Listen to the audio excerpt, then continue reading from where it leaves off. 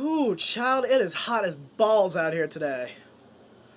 What's going on, everybody? Welcome to another fun-filled episode of The Den. I'm your Tuesday Cub Will here as always. It's Family Stories week here on The Den, so why don't we go ahead, open up a cold one, and enjoy some embarrassing stories about me.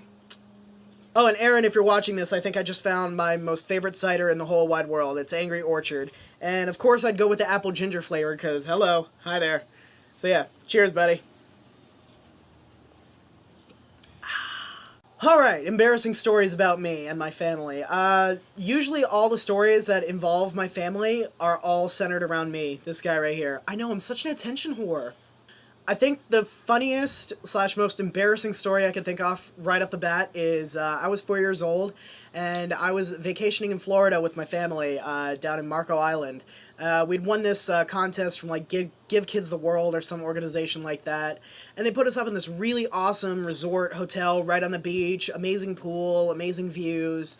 The drummer from Eddie Money, he was getting married at the same hotel that same weekend, so we all got to go to the wedding ceremony and the reception. So I got to party with all these rock stars that I had no idea who they were.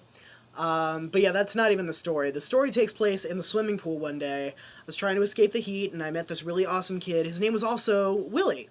I went by Willie back in the day. But yeah, his name was Willie, and I was so cool, like, I was so amazed meeting somebody with my same name. I was like, holy shit, this is so awesome, twins, high five. So yeah, we're having a blast, we're playing all the different pool games, Sharks and Minnows, Marco Polo, you name it, and we're having a blast. All of a sudden, his mom calls him over and says, Billy, it's time for lunch, time to get out of the pool. So we say goodbye, and he splits. And I was very confused, because his name was William, or Willie, and his mom called him Billy for some reason. At that point, I had no idea what nicknames were, so I had to ask my mom, why did his mom call him Billy when his name's Willie?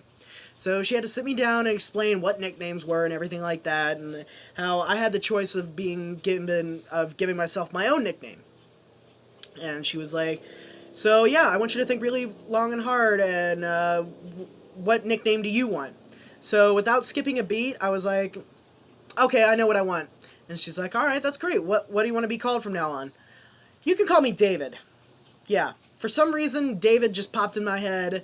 I was probably thinking about my friend David back home, who lived right across the street from me.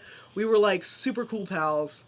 But yeah, I wanted to be called David for some reason. I have no idea why.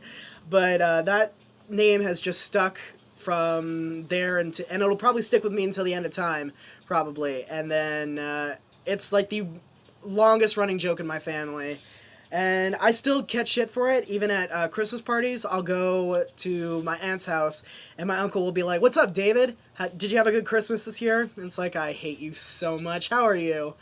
So yeah, David was my nickname when I was 4 years old, and I had no idea why I wanted to be called David. I mean, it just sounded cool at the time. I guess other embarrassing stories. This took place when I was about 12 or 13 years old. It was the dead of night. My mom was coming upstairs. I was passed out on my bed, dead to the world, and I left my light on for some reason, and my mom went to go turn off the light. All of a sudden, I Linda Blaired the fuck out of her. I, like, leaned up in bed, looking straight at her, eyes wide open, and my mom, she was like, yeah, can I help you? And without skipping a beat, I basically just said, do you want fries with that? And then I passed out. So yeah, I had no idea I did that. Apparently I was sleep talking. I say the weirdest shit when I'm sleep talking, but yeah, I asked my mom if she wanted fries with that. And every time I have a brain fart, or every time I'm like mumbling in my sleep, she'll just whisper into my ear, do you want fries with that? Yeah, so that's going to stick with me and for the rest of my life as well. I have time for one more story, but I don't think it's like really embarrassing, more as cute rather. I was about 7 years old, and I was at this family picnic day thing, and our county executive, the guy who is in charge of Montgomery County, was there. His name was Doug Duncan, and he was shaking hands, kissing babies, doing all this politician shit. My mom was explaining to me what a county executive is. You know, you have the president, you have the governor, and then you have the county executive. And who would have known? I was getting my very first lesson in civics when I was 7 years old. But yeah, I got to meet him. He was a very nice guy. He was like, "So what do you want me to do for you while I'm in office, Willie?" And he should have called me David at that point. But yeah, he asked me what I wanted him to do, and at that point in my life, I was very petrified of bees, wasps, hornets, yellow jackets. I hated all those creepy ass little crawlers from a previous traumatic experience that I won't go into right now. But yeah, the bees were out in full force that day, terrorizing me and like scaring the shit out of me. I hate bees so much. Ugh, they're so nasty. Ugh. So yeah, he's like, "What can I do for you?" And I was like, "You know what, Doug?" I didn't skip a beat. I basically said, "You can do something about all these bees. They are driving me wild." And imagine that coming from like a cute little 7-year-old. I mean, he was laughing his ass off. I was like, "What did I say? I didn't mean to be funny. I'm being serious. Do something about the bees." And so yeah, unfortunately he didn't deliver on his promise, you bastard. But yeah, so that's me. My name's David, and I talk in my sleep, and I'm petrified of bees. So yeah, those are like my top 3 most embarrassing family stories, and they all revolve around me. I mean, I honestly can't even think of any embarrassing stories that involve my parents right now. I mean, if I were to tell the one that I am thinking of right now, oh fuck it, I'll tell it to you. Basically, my mom is gonna kill me when she sees this. I'm sorry, Mom. So, we had an earthquake here a few years ago. Actually, 2. One was like at 5 o'clock in the morning or something, and it woke me up. It sounded like a plane crash right outside my window. I heard this boom, and then my bed started to shake. And then I look outside, there's nothing outside. So I turn on the news, and holy shit, we had an earthquake. And yeah, I then go running to tell my parents, and my mom was on the toilet when the earthquake hit. She was on the floor when I got there.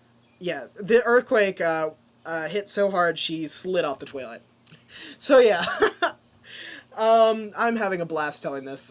But yeah, that's really the only embarrassing thing I can remember about my family. If I come up with any more embarrassing stories, I will be glad to share them in the comments with you. So yeah, those are pretty much all my embarrassing stories for right now. If you have any embarrassing stories of your own, I'd love to hear them. I need a good laugh today. Post them in the comment section below. Don't forget to like us on Facebook, Twitter, Instagram, Tumblr. Subscribe to our channel, please. It will mean so much to us. Come join the den and join the discussion. I'll see you all guys next week. Yeah, until then, later guys. Enjoy some more embarrassing stories from the rest of the guys in the den this week.